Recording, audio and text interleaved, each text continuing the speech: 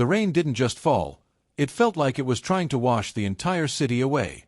I stood outside the massive iron gates of the cemetery, clutching a black umbrella that was struggling against the wind. My shoes were already soaked through, the cold water seeping into my socks, making me shiver. But the cold outside was nothing compared to the frost I felt in my chest. I hadn't seen my father, Richard Sterling, in over 6 years. The last time we spoke, he had laughed in my face and told me I didn't have the spine to survive in the real world. He said I was soft, just like my mother had been. Now, he was in a mahogany casket worth more than my car, about to be lowered into the wet earth. I watched from a distance as the black limousines pulled up. They looked like sleek sharks swimming through the gloom. Out stepped Elena, my stepmother, dressed in a designer black coat that probably cost $10,000. She was holding a handkerchief to her dry eyes, performing grief for the audience of business partners and socialites. Behind her trailed Mason, her son, and my stepbrother. He looked bored, checking his watch as if he had a tea time to catch. They were the family my father had chosen. I was just the biological mistake he had left behind. I debated turning around and leaving right then, but a deep, nagging sense of duty held me in place. I needed to see this through. I needed to see him go into the ground to believe he was really gone. The funeral service was a masterclass in hypocrisy.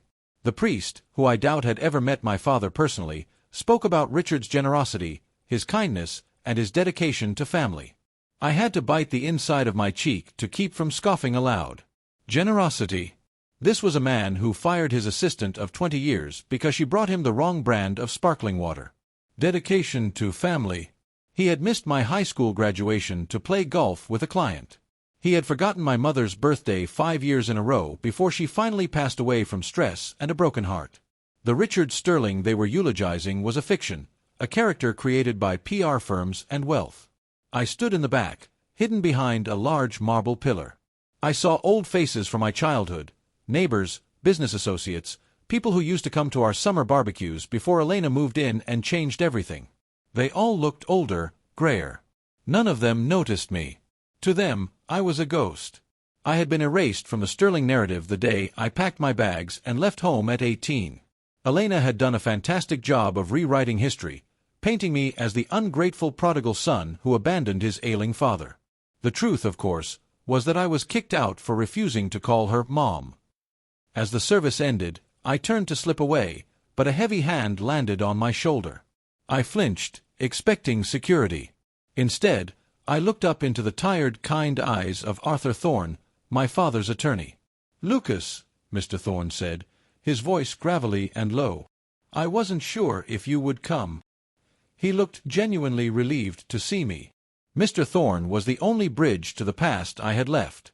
He had been my mother's lawyer first, helping her set up the initial framework for the family business before my father took over the spotlight. He was the one who sent me secret birthday cards with $50 bills when I was struggling through college. "I'm just here to make sure he's dead, Arthur," I said, trying to sound tougher than I felt. He didn't smile, but his eyes softened. "He is, Lucas. He certainly is." We stood there for a moment as the crowd began to disperse toward the reception hall. "I won't be going to the reception," I told him. "I can't stomach the fake condolences." Arthur nodded understandingly. "I figured as much. But you must come to the office tomorrow morning. 10 o'clock sharp." I sighed, shifting my weight. "Is it necessary? I don't want anything from him. I don't want his money, and I certainly don't want to see Elena and Mason." Arthur tightened his grip on my shoulder slightly. "It is mandatory, Lucas. The reading of the will requires all potential beneficiaries to be present. Please, do it for me. Do it for your mother." That was the trump card. He knew I couldn't say no to that. "Fine," I grumbled. 10 o'clock. The next morning, the city was bathed in a cold, stark sunlight. I took the subway to the financial district, feeling out of place in my off-the-rack suit among the sea of tailored power brokers. The Sterling Dynamics building loomed over the street, a glass and steel monolith that represented everything my father loved: power, height, and cold surfaces. Mr. Thorne's law firm was on the top floor of the adjacent building. I checked in with the receptionist, who gave me a sympathetic look I didn't understand until I walked into the conference room. Elena and Mason were already seated. They had taken the side of the table facing the window, framing themselves against the skyline like royalty. Elena glared at me the moment I entered. "I told you he would show up," she muttered to Mason, loud enough for me to hear. "He smells money." Mason didn't even look up from his phone. "Let him have a few scraps, Mom. It looks good for charity." I ignored them and pulled out the heavy leather chair on the opposite side. The room was freezing, the air conditioning blasting despite the chill outside. I sat in silence, staring at the polished wood grain of the table, remembering the times I had sat in this very room as a child, coloring in a book while my mother signed contracts. It felt like a lifetime ago. Mr. Thorne entered precisely at 10 o'clock. He carried a thick, bound document and a small, mysterious metal box. He placed them on the table with a thud that silenced the room. He didn't waste time with pleasantries. He sat at the head of the table, adjusted his wire-rimmed glasses, and looked at each of us in turn. His gaze lingered on me for a second longer than the others. "We are here to read the last will and testament of Richard Sterling," he announced formally. "This document was updated 6 months ago." Elena perked up, a smug smile playing on her lips. "Updated? Oh, good. Richard told me he wanted to make some changes to ensure the family was properly taken care of." She shot a venomous look in my direction. I kept my face blank. I knew what was coming. My father was a vindictive man. If he had updated the will recently, it was specifically to twist the knife in my back one last time. I braced myself. I didn't care about the money, I told myself. I had a job. I had an apartment. I was free of him. But deep down, the child inside me was terrified of the final rejection. "To my faithful household staff," Mr. Thorne began, reading in a monotone voice, "I leave the sum of $10,000 each." Elena rolled her eyes, clearly annoyed that money was leaving the pot, but she stayed silent. "To the chaotic animal shelter, I leave a donation of $50,000. Mason snorted. He hated dogs. "That's for tax purposes." Mr. Thorne ignored him and continued. "Now, to the primary assets." Elena straightened her back, ready to receive her prize. "To my wife, Elena Sterling," Thorne read, "I leave the Hamptons estate, the Aspen ski lodge, and the entirety of my collection of vintage wines and spirits." Elena let out a dramatic sigh of relief, clasping her hands together. "Oh, Richard. He knew how much I loved the Hamptons house." I did the math in my head. That was easily $15 million in real estate alone. It was generational wealth handed over to a woman who had spent the last decade isolating him from his real family. I felt a surge of bitterness, but I swallowed it down. It was just money. It wasn't happiness. "Furthermore," Thorne continued, "I leave to Elena the contents of the safe deposit box at Citibank, which contains the family jewelry collection." Elena's eyes lit up like Christmas lights. That collection included my mother's engagement ring, a vintage sapphire piece that was supposed to be mine. I felt a sharp pang of loss. That ring was the only thing I had truly wanted, a tangible piece of the mother I barely remembered. Now it would sit on Elena's finger. "To my stepson, Mason," the lawyer said. Mason finally put his phone down. "I leave my fleet of luxury vehicles, including the Ferrari, the Bentley, and the custom Porsche. Additionally, I leave my investment portfolio managed by Goldman Sachs, valued at approximately $4 million. Mason pumped his fist in the air. "Yes, the Porsche is mine." He looked at me and smirked. "Sorry, bro. Maybe I'll let you wash it sometime." The level of immaturity was staggering, but they were winning. They were getting everything. The houses, the cars, the history, the cash. I was being stripped of my legacy in real time. Mr. Thorne cleared his throat. The room went silent. He turned his eyes toward me. I gripped the armrests of my chair. "And finally," Thorne said, his voice dropping an octave, "to my biological son, Lucas." Elena let out a short, sharp laugh. "Here it comes," she whispered. "To Lucas," Thorne repeated, "I leave the sum of $1. The silence that followed was deafening. $1. It was so specific, so petty, it took my breath away. Leaving me nothing would have been an insult. Leaving me $1 was an act of war. It was a calculated message. I remembered you, and I decided you are worth less than a cup of coffee. $1. Mason burst out laughing. A single buck. Are you serious? Elena was shaking her head, a mock sympathy on her face that didn't reach her eyes. Oh, Lucas. I told you he was disappointed in you. You should have visited more. I felt the blood rush to my face. I wanted to flip the table. I wanted to scream. But I didn't move. Mr. Thorne reached into the small metal box he had brought in. He pulled out a single, crisp dollar bill. It was encased in a cheap plastic frame. He slid it across the long mahogany table. It stopped right in front of me. He insisted on this, Thorne said quietly. He wanted you to have this physical token. I looked at the dollar. George Washington stared back at me impassively. Is that it? I asked, my voice surprisingly steady. Is there a letter? An explanation? Thorne hesitated. There is a video. He recorded it the day he signed this version of the will. He requested it be played after the distribution of assets. Elena clapped her hands. Oh, a video. Play it, Arthur. I want to see my husband one last time. She was enjoying this. She wanted to see my father twist the knife herself. Mr. Thorne pressed a button on a remote control. A large screen descended from the ceiling, humming as it lowered. The lights in the room dimmed automatically. The projector flickered to life, and there he was. My father. He was sitting in his study, the one in the Hamptons house that was now Elena's. He looked thinner than I remembered, his skin sallow, but his eyes were sharp and cruel. He was holding a glass of scotch. Hello, family, the video Richard said. His voice was raspy. If you're watching this, I've kicked the bucket. He took a sip of the drink. Elena, Mason, enjoy the money. You stuck around. You played the game.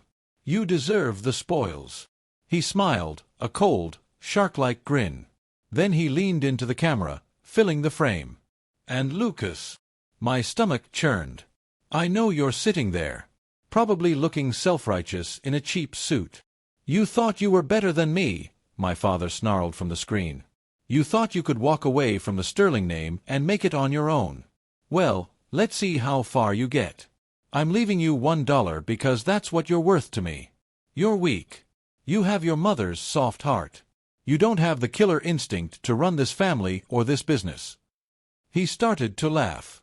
It was a wheezing, hacking sound that turned into a cough. Take the dollar, boy. Buy yourself a soda. And remember that you walked away from a kingdom because you were too proud to bend the knee. The video cut to black. The room was silent for a heartbeat, and then Elena exploded into laughter. Oh, that was perfect, she shrieked. Did you hear him? Buy yourself a soda. Oh, Richard, you were a genius. Mason was snickering, shaking his head. Man, he really hated you, Lucas. That's brutal. I stood up. I felt numb. The humiliation was total. They had the money, the assets, and the last word.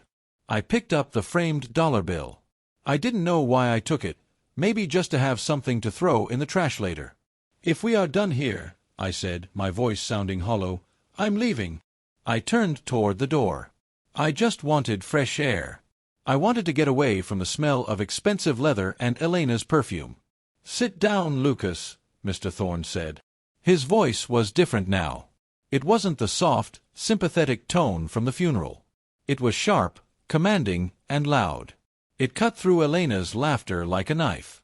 We all froze. I beg your pardon, Elena said, looking offended. He wants to leave, let him go. He has his dollar. I said sit down, Thorne repeated, his eyes hard. The proceedings are not finished. I hesitated, then slowly sank back into my chair. Elena looked annoyed. What could possibly be left? You read the will. Houses to me, cars to Mason, dollar to the loser. It's over. She started gathering her purse. I have a lunch reservation at Lou Bernardine. There is a matter of the company shares, Thorne said calmly, opening a second file folder. Richards will dispose of his personal assets. The houses, the cars, the cash accounts. However, we have not addressed the ownership of Sterling Dynamics itself. Elena waved her hand dismissively. Well, obviously Richard owned the company. He was the CEO. So the shares come to me as the primary beneficiary. I'll probably sell it. It's too much headache to manage. That is a common misconception, Thorne said. He took off his glasses and began to polish them slowly. Richard did not own Sterling Dynamics. The air in the room seemed to vanish. Elena stopped midway through putting on her coat. What are you talking about? It's his company. It has his name on the building. It has his name, Thorne corrected, but it was not his asset. He pulled out a yellowed, aged document. The initial capital for Sterling Dynamics, the patents, and the original incorporation fees were all paid for by Abigail Sterling, Lucas's mother. I blinked, confused. I knew my mother had been involved, but I thought my father had built the empire. When Abigail passed away, Thorne continued, she placed her majority stake, 51% of the company voting shares, into an irrevocable trust.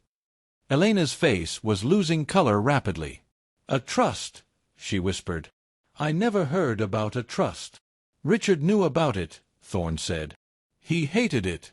He spent 20 years trying to find a loophole. But Abigail was brilliant. She set up the trust so that Richard would serve as the trustee, the manager, for the duration of his life. He could vote the shares, he could run the company, he could take a salary. But he never owned the underlying stock. So who owns it? Mason asked, his voice cracking. If Dad didn't own it, and he's dead, who gets the company? Thorne looked at the yellowed document, then looked up at me. A small, satisfied smile touched his lips. The trust stipulates that upon the death of Richard Sterling, the trust dissolves and the assets vest immediately and fully in the sole beneficiary. The beneficiary is Lucas, Thorne said. The words hung in the air like a thunderclap. Lucas owns 51% of Sterling Dynamics.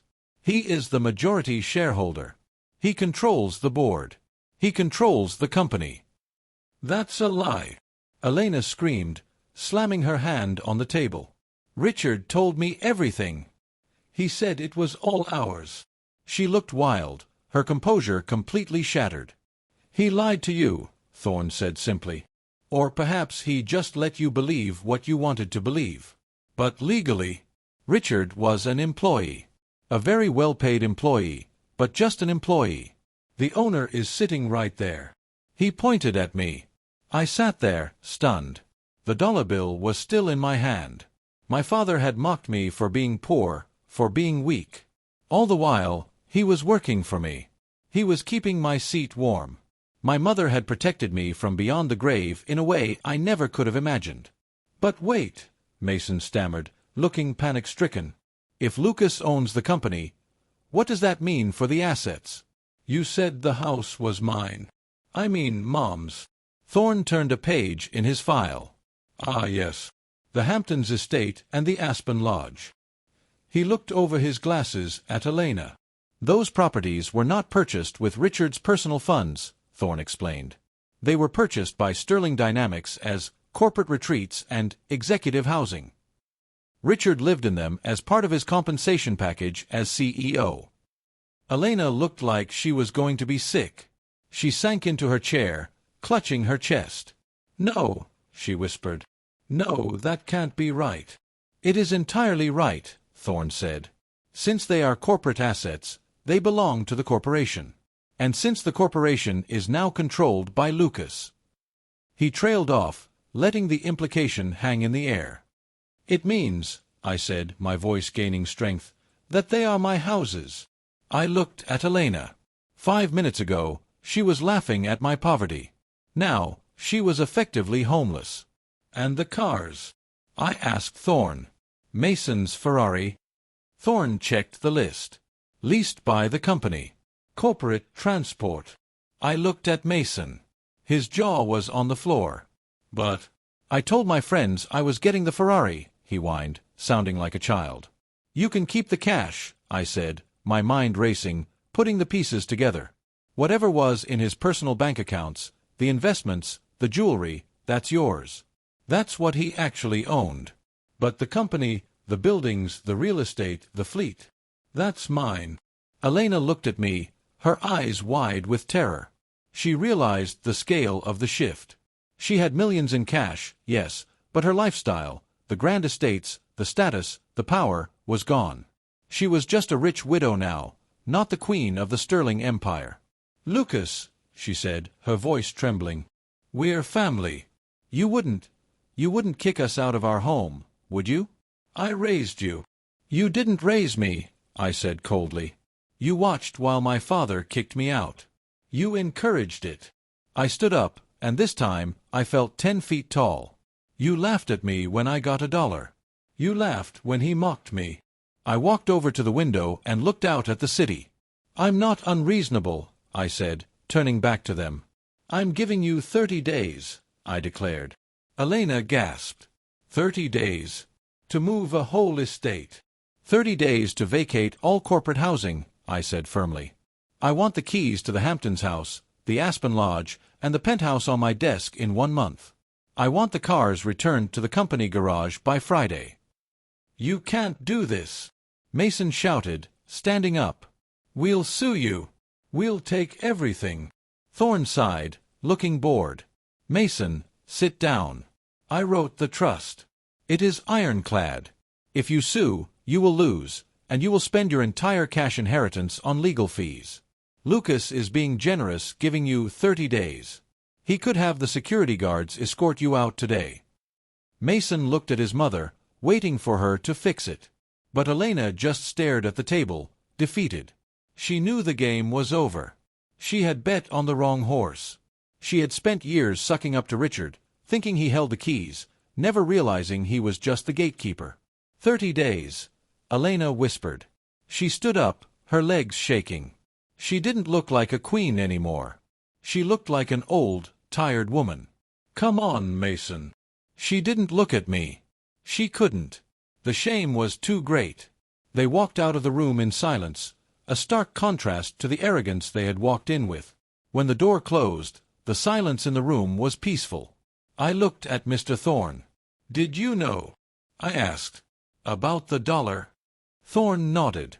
I tried to talk him out of it. I told him it was cruel. But he insisted. He thought it was his final victory. Thorne smiled. He never was very good at reading the fine print. "What do I do now?" I asked, feeling the weight of the responsibility settling on my shoulders. I was 24 years old, and I just inherited a billion-dollar multinational corporation. "First," Thorne said, closing the file, "you sign these papers accepting the trusteeship. Then, we call a board meeting. The company has been drifting. It needs leadership. It needs someone who actually cares, not someone who just wants to strip it for parts." He pushed the papers toward me. "Your mother built this for you, Lucas. She knew Richard would ruin you if he could. She made sure he couldn't." I picked up the pen. My hand didn't shake. I signed my name on the dotted line, sealing my fate and my legacy. 1 month later, I walked into the CEO's office. It had been stripped of my father's gaudy decorations. The hunting trophies were gone. The heavy velvet curtains were open, letting the light flood in. I sat down behind the massive desk. It felt right. I reached into my pocket and pulled out the cheap plastic frame. The $1 bill. I placed it on the corner of the desk, right next to a framed photo of my mother. I kept it there as a reminder. A reminder of what happens when arrogance blinds you. A reminder of the woman who saved me. And a reminder that sometimes, the person laughing last is the one who didn't laugh at all. My father had given me $1 to break me, but instead, it was the first $1 of my new empire. I smiled, picked up the phone, and got to work.